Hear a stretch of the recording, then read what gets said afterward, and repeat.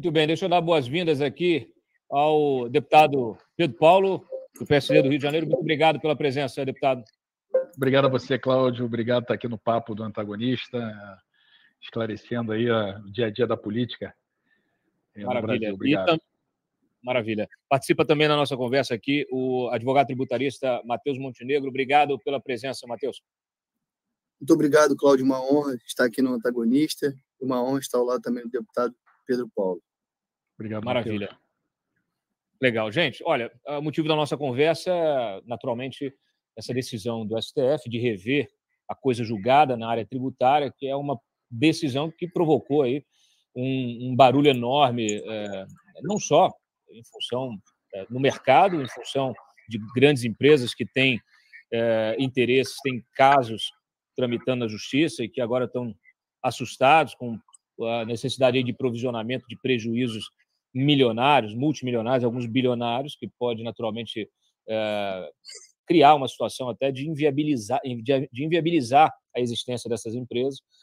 E a gente está falando de uma decisão da área tributária, mas que acaba trazendo uma insegurança jurídica generalizada, até para outras áreas do direito também. Então, primeiro, eu queria já introduzir o deputado que apresentou há alguns dias dois projetos, um projeto de lei complementar e um projeto de lei com alternativas, né, com sugestões para tentar modular essa decisão que não foi modulada pelo próprio Supremo. E aí eu queria, naturalmente, entender como é que, deputado, a classe política está enxergando essa decisão e se essas propostas elas tiveram boa acolhida, qual é a tramitação que se espera? Bom, Cláudio, primeiro, mais uma vez, um prazer estar no Papo Antagonista. Bacana estar com o Gustavo aqui. A ele eu transmito um abraço ao Gustavo Bichar, aí, que tem sido o defensor dessa tese pela OAB. Aliás, ele foi o amigos Cury nessa decisão bastante controversa e perigosa no direito brasileiro, que tem gerado essa insegurança jurídica. Então, eu queria aqui, antes de falar um pouquinho do projeto, Cláudio, eu acho que trazer um pouco uma perspectiva política disso, né? É claro que o Gustavo, acho que com muito mais propriedade, como um tributarista, vai trazer um pouco a história dessas decisões no âmbito tributário, os problemas da modulação dessas decisões, as inseguranças jurídicas que historicamente acontecem quando essas decisões vêm apartadas da modulação, enfim. Esse caso da decisão do Supremo de quinta-feira sobre a contribuição sobre o lucro líquido não foi, um dos casos, existem outros vários no STF que podem causar a mesma insegurança, podem macular a coisa julgada, enfim. Mas eu queria trazer uma perspectiva que eu acho que é política, que me preocupa muito, é que você tem hoje, com o início do novo governo, o governo Lula, e quem fala aqui é um deputado que compõe a base do governo Lula. Eu apoiei, votei no presidente Lula nos 2 turnos, né? Fui convidado e aceitei ser vice-líder do governo, mas isso não me isenta de fazer críticas em relação à condução, por exemplo, da política econômica. E eu acredito que essa decisão tem, no seu pano de fundo também, algo que é um pouco a lógica desse governo nas suas propostas de ajuste das contas, ou de tentativa, no mínimo, de zerar o déficit fiscal desse ano, que é uma ação deliberada do fisco nacional, né, para reduzir déficit ou zerar o déficit fiscal do Brasil, que é gigante e que se tornou maior ainda com a famosa PEC da transição, né, que adicionou mais de 2% do PIB de déficit nesse ano. Essa na verdade, dependência ou estratégia do governo de se reduzir o déficit, de se buscar superávit a partir da arrecadação tributária, né, de arrecadação extraordinária, de decisões como, por exemplo, a medida provisória que vai ser discutida na Câmara agora do CARF, né, que é algo que já estava absolutamente superado em legislação. É importante dizer que essa medida do CARF, para que aquelas pessoas que estão nos acompanhando saibam, o CARF é um conselho arbitral do Fisco Nacional e que, desde 2020, as decisões, aqueles julgamentos que ficam empatados, quando estão empatados, a decisão sempre é favorável para o contribuinte, naquele conceito que todos nós conhecemos do direito, mesmo sem ser do direito, eu sou economista, mas o indúbio pro réu, no caso, indúbio pro contribuinte. Então, o governo entra agora e diz o seguinte, olha, não, nós vamos mudar esse entendimento do CARF, agora, nos casos de empate, quem vai desempatar, quem vai ter o voto de Minerva será o fisco, voltando ao que já foi aprovado no parlamento, algo que nós já avançamos, e mais grave, com o intuito, isso é um primeiro intuito de aumentar a arrecadação, porque o que está em jogo aí é partir para cima de grandes devedores que tiveram julgamentos favoráveis e se reverter essas decisões para aumentar a arrecadação. Então, eu tenho, oi, Cláudio, eu tenho absoluta convicção que essa decisão do Supremo também, a pressão na Procuradoria Geral da Fazenda Nacional, enfim, é nesse sentido também, né, desse ser mais um instrumento para aumentar a receita, aumentar a arrecadação, na perspectiva de um governo que tem dificuldade de fazer ajuste do lado da despesa e concentra na receita.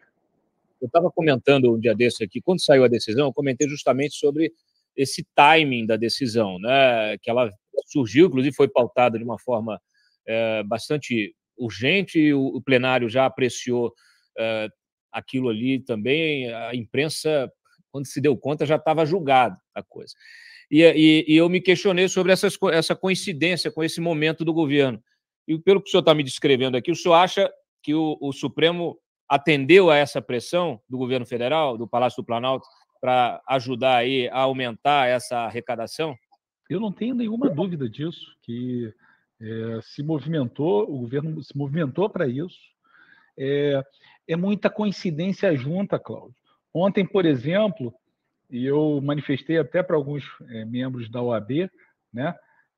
A OAB também fez um acordo, que é um acordo que provocou divergências dentro da própria OAB, um acordo com a Fazenda Nacional sobre essa questão do CARF, que eu acabei de falar aqui, né? E o que é esse acordo? É um acordo que é o seguinte, olha, voltamos ao voto de Minerva em favor do fisco, porém, se gerar efeitos, essas decisões que gerem pagamento para a União, elas vão estar ali abatidas de juros, mora, quer dizer, foi construído um acordo para se avançar nessa questão do CARF, mas assim, o Fisco Nacional operando, a Fazenda, operando fortemente para que se fortaleça esses instrumentos de arrecadação, o que eles são bem-vindos.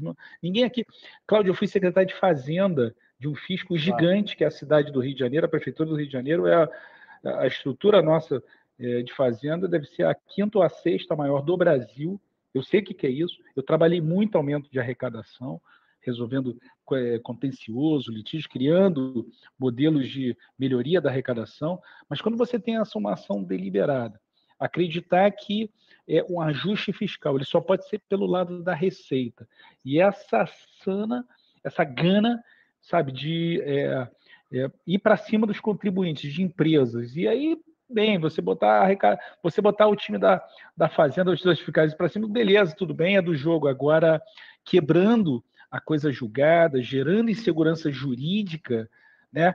E, de outro lado, fazendo processos de ajustes que não olham, por exemplo, o problema da despesa. O governo, por exemplo, está soltando o freio na despesa. Está aqui hoje matéria no jornal, o presidente Lula autorizando correção da tabela do imposto de renda, aumento do salário mínimo.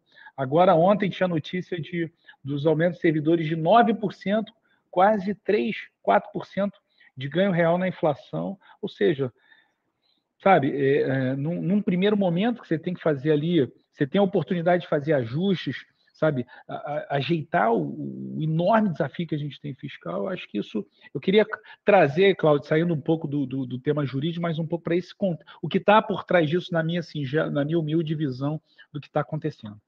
Perfeito. Acho que a sua leitura é bastante lúcida e é importante a gente dar esse cenário mais amplo. E aí eu já retorno para ti para a gente falar sobre os projetos, então, já que a gente introduziu, vamos dizer, esse cenário primeiro, que eu acho que é fundamental, porque, de fato, você não pode fazer isso atropelando o Congresso, atropelando a lei, atropelando o próprio Supremo. Quer dizer, o Supremo de hoje está atropelando o Supremo do passado, e é isso, é insegurança jurídica. Aliás, passando aqui a palavra para o nosso segundo convidado, eu queria, Matheus, só fazer referência aqui a uma palestra que o ministro Luiz Fux deu no Sindicato das Empresas de Contabilidade de São Paulo. Isso foi logo após aí o evento, aí o julgamento, e ele disse várias coisas, foi bastante crítico à decisão, e a gente separou alguns trechos aqui. Ele diz o seguinte: nós tivemos uma decisão que destruiu a coisa julgada. Tivemos uma decisão que criou a maior surpresa fiscal para os contribuintes. Nós tivemos uma decisão com risco sistêmico absurdo, porque foi uma decisão genérica que se aplica a todos os tributos. Então, faço essa introdução, passo a palavra para você, por favor. Puder trazer uma análise acessível aos espectadores que não são especializados no assunto, agradeço bastante. Perfeito, Cláudio. Primeiro, uma honra estar aqui nesse papo também, como já falei, uma honra estar ao lado do deputado Pedro Paulo. Acho que o primeiro ponto que a gente tem que deixar claro é que essa decisão do Supremo ela decorre de um caso muito complexo, né? Então, tem essa dificuldade, até quando a gente escreveu um artigo, foi tentando esclarecer um pouco o que diz aquela decisão. A primeira coisa relevante aqui é que a decisão ela não se aplica a todo e qualquer tributo, né? A decisão ela só é aplicável em relação àqueles tributos em que a gente chama juridicamente de trato sucessivo ou trato continuado, mas é onde tem uma relação fisco-contribuinte que se repete periodicamente. Então, se está falando de uma operação específica que tem um pagamento de ITBI ou um pagamento do imposto de transmissão, causa morte, doação decorrente daquela doação ou de uma morte específica, isso aqui não está em discussão. Aqui a gente está falando dos tributos que se repetem periodicamente, que é como o caso da CSL, o imposto de renda, o PIS e a COFINS. Então, a decisão é um pouco restrita. E aqui é muito importante a gente separar o mérito da discussão com os efeitos da discussão em relação ao passado. Então, quanto ao mérito, o debate que existia aqui é o que se deve privilegiar quando um contribuinte, uma empresa, tem uma decisão transitada em julgado para não pagar determinado tributo, e depois o Supremo diz que aquele tributo tem que ser pago. Nessa hipótese, especificamente, deve-se privilegiar a coisa julgada ou a igualdade entre os contribuintes, né, e a livre concorrência. E as duas posições aqui existentes no julgamento, não dos ministros, mas no julgamento, as teses de fisco-contribuinte, são duas teses respeitáveis. O contribuinte dizia, olha, se eu tenho a coisa julgada, essa coisa julgada ela produz efeitos eternamente. E o fisco dizia, não, aqui neste caso, a gente precisa de estabilidade, precisa de um sistema coerente. Então, não pode a empresa A, porque ajuizou uma ação antes da empresa B e conseguiu um trânsito em julgado, não pagar determinado tributo, enquanto a outra empresa que não ajuizou a ação ou ajuizou uma ação depois, já quando o Supremo firmou a sua posição a favor do pagamento do tributo, ela tem uma posição diferente. Isso aqui, inclusive, a minha opinião aqui pessoal é de que a decisão do Supremo, no mérito, ela é acertada, ela é muito respeitável, porque ela está pensando no sistema como um todo, né? Que eu preciso de estabilidade no sistema, eu preciso de um país que tenha uma livre concorrência, eu preciso de igualdade. Então, se o Supremo define aquele tema com efeito vinculante, ou seja, abrangendo todos os contribuintes, não pode ter um contribuinte com uma decisão diferente daquela. Então, essa é a discussão de mérito. O problema que eu acho que é o que gerou toda a indignação do ministro Fux e de parte da imprensa é a questão da modulação, porque no mérito o objetivo é manter a estabilidade, a coerência, a integridade do sistema jurídico. Mas quando essa decisão produz efeitos retroativos, em razão da falta de modulação, aí ela mesmo gera insegurança jurídica, ou seja, no mérito tem uma consequência diferente daquela questão da modulação. O Supremo, ao não modular esta decisão e dizer que quem teve uma decisão transitada e julgada e a jurisprudência virou antes deste precedente de 2023, tem que ser feito o pagamento retroativo. E aqui é o maior ponto de debate da discussão, porque até o ministro Barroso, né, deu uma entrevista falando que o contribuinte fez uma aposta no escuro quando tinha uma coisa julgada, né, sabendo que o Supremo virou aqui a jurisprudência. Mas, neste caso, obviamente, com todas as vênias ao ministro, que é brilhante, é que o contribuinte ele só soube que o posicionamento do Supremo seria esse agora, em 8 de fevereiro de 2023, né? E tanto é assim que existia um leading case sobre a matéria, existia este caso que gerou toda a repercussão. Então, o contribuinte não tinha como saber que essa seria a posição do Supremo. Por quê? Havia uma outra tese respeitável também, que é a manutenção da coisa julgada, né? O respeito à coisa julgada pela eternidade. Deputado, obrigado, Matheus, perfeito. Está me ocorrendo aqui o seguinte: claro que o STF é um tribunal que tem, vamos dizer assim, a sua carga política e que se dispõe, inclusive, a conversar, né, os seus ministros, a conversar com os agentes do Legislativo, os integrantes do Legislativo e com integrantes do Executivo. Isso é natural, é de conhecimento público, faz parte aqui da nossa estrutura de poder.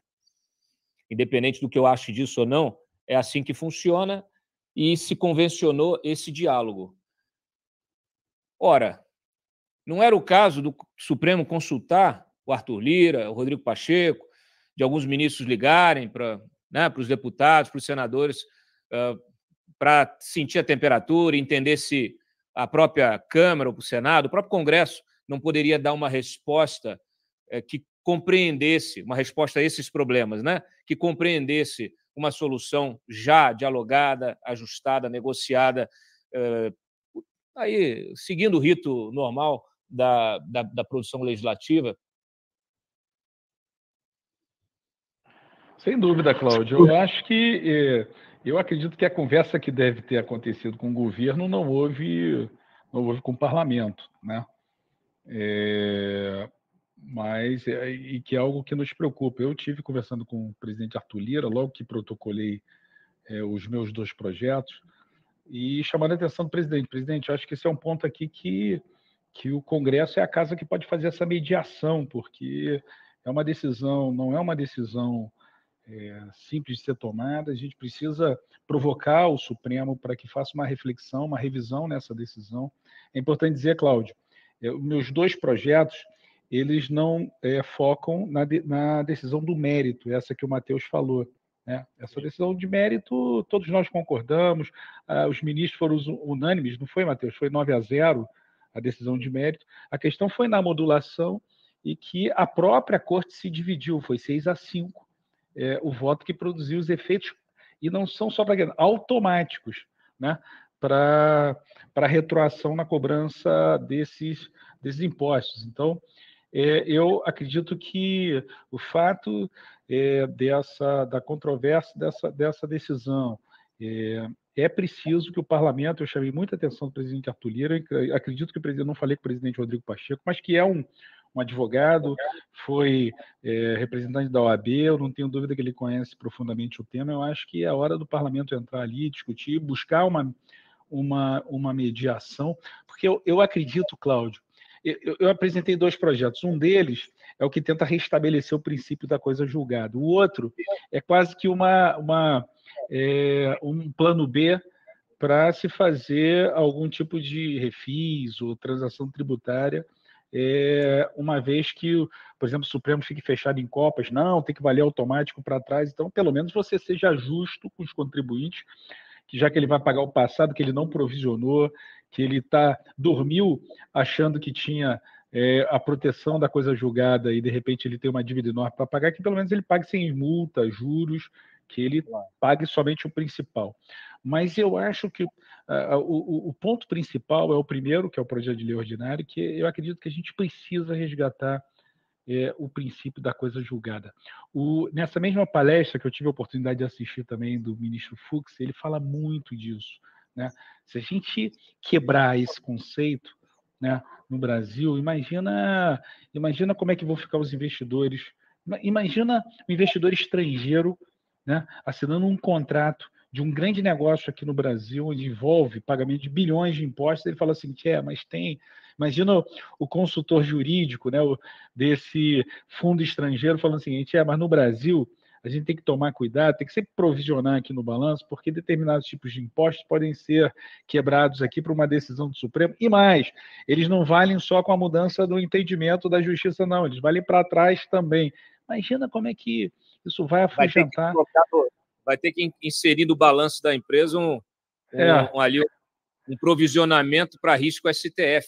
Risco STF, entendeu? Então, assim, eu acho que é muito importante que a gente olhe essa questão, entendeu? Que ainda que essa modulação, que seja revista essa modulação, para que esse efeito não seja um efeito em cascata que aumente a insegurança jurídica. Matheus, qual é a sua avaliação em relação a esses dois projetos? O que você acha que realmente precisa ser aprovado? Se você concorda com o Pedro Paulo? Se você... Mas, assim, e aí, tudo bem, a gente pode aprovar esse projeto e restabelecer, mas já houve uma decisão, né? Já houve uma decisão, já rachou aí o cristal. Como é que fica? O Cláudio, aqui é até difícil para mim falar dos projetos do deputado Pedro Paulo, porque eu sou fã do deputado, não só pela atuação no Congresso, como na Secretaria de Fazenda do município do Rio de Janeiro. Então, os projetos são muito bons, são claros, vão direto no problema, né? Um deles, o primeiro, que é basicamente aplicando a modulação, né? Ou seja, dizendo que os efeitos dessa decisão só podem ser produzidos para o futuro, mantendo a proteção à coisa julgada.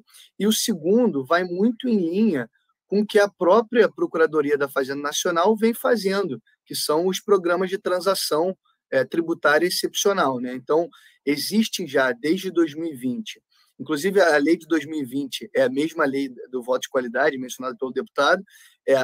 A Fazenda Nacional instituiu a transação tributária ali em várias modalidades, é algo que vem funcionando muito bem, né? E aqui, esse segundo projeto de lei, ele abre a possibilidade de ser feita uma transação excepcional específica para esse tema, em que dá ao contribuinte a possibilidade de pagar o tributo, né, só o principal, sem multas, sem juros, sem encargo legal, e tem a correção, né, e podendo ali pagar esse valor em até 84 vezes, utilizando-se de créditos que os contribuintes já dispõem, como de prejuízo fiscal, base negativa e outros créditos próprios. Então, considerando um cenário de não ser aplicada a modulação pelo Supremo, porque um ponto que tem que ficar claro é que o Supremo já julgou a tese, mas o acordo não foi publicado e há possibilidade de novo recurso ser apresentado, embaixo da declaração, pedindo para que seja reanalisada a modulação. E num julgamento que foi 6-5, não dá para descartar o que vai acontecer, até porque nós sabemos que tem aqui a expectativa de alteração em 2023 de 2 ministros, né, na composição do Supremo, em razão da aposentadoria do ministro Lewandowski, da ministra Rosa, e ninguém sabe quando esse recurso será julgado.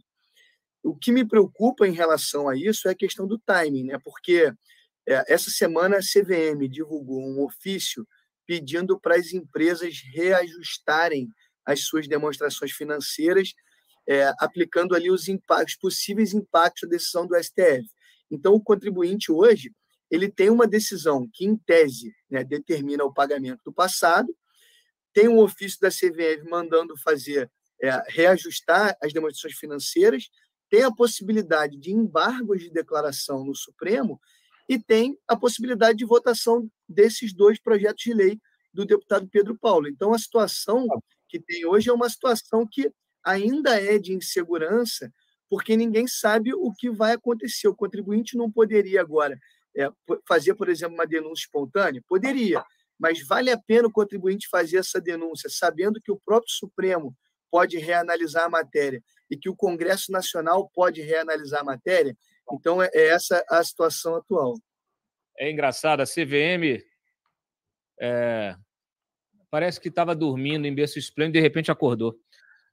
Deputado, para a gente ir encerrando aqui a nossa conversa, naturalmente esse tema voltará à pauta e nós permaneceremos atuantes aqui e contando com a colaboração futura de vocês, mas você entregou, protocolou, conversou com o Arthur Lira, ele já vai dar andamento, deu algum cronograma? Como é que o senhor acha que isso vai correr lá na Câmara?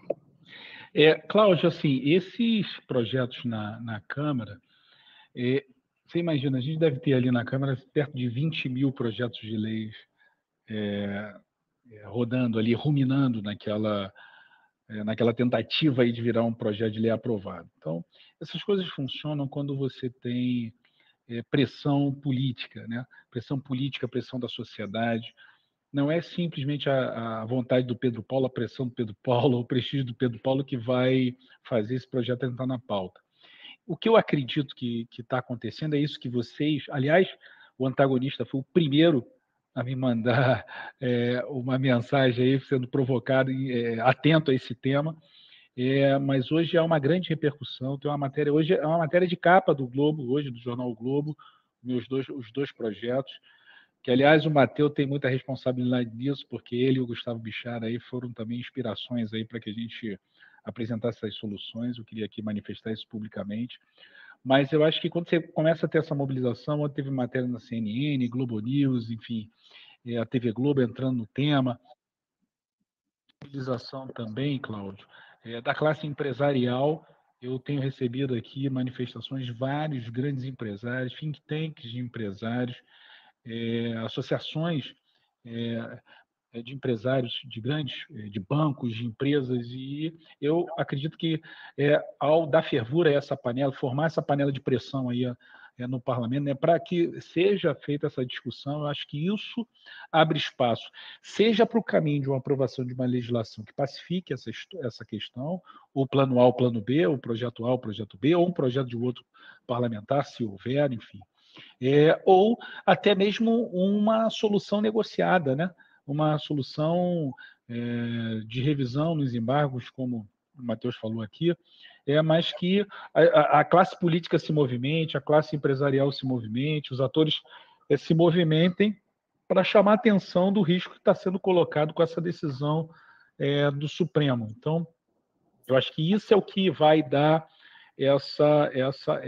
essa tração para que a coisa ande. Por exemplo, Cláudio, ontem o presidente Arthur Lira teve num super encontro de empresários organizado pelo BTG em São Paulo, né? E lá ele foi sabatinado, foi pressionado sobre essa decisão do Supremo. Eu acho que isso vai... Quando eu falei com o Arthur Lira, eu acho que ele estava um pouco... Ele tinha conhecimento, obviamente, mas eu acho que ele ainda não estava... tendo a exata dimensão do tamanho do que tem. Então, eu acho que essas coisas agora vão, a pressão aumentando, sem dúvida nenhuma, nos dá a chance aí de ter uma solução negociada. O melhor é que não precise nem de projeto de lei para aprovar, né? Que o próprio Supremo, numa discussão madura com os ministros do Supremo, que eu não tenho nenhuma dúvida que eles podem rever essa decisão e entrar no novo entendimento, né? Fazer uma reflexão mais elaborada, a gente possa ter uma solução para acabar, para resgatar o princípio da coisa julgada e trazer de volta segurança jurídica. Perfeito. Matheus, alguma observação a mais aí para a gente estar em cima, de olho? Acho que essa movimentação do Congresso é muito importante. O deputado Pedro Paulo citou aqui uma questão do acordo, né, envolvendo a OAB, e a Procuradoria da Fazenda e o Supremo para tentar fazer um acordo em relação ao voto de qualidade. Eu acho que nesse tema que gerou muita repercussão e considerando que o país precisa de estabilidade, isso é o mais importante, é a estabilidade do país.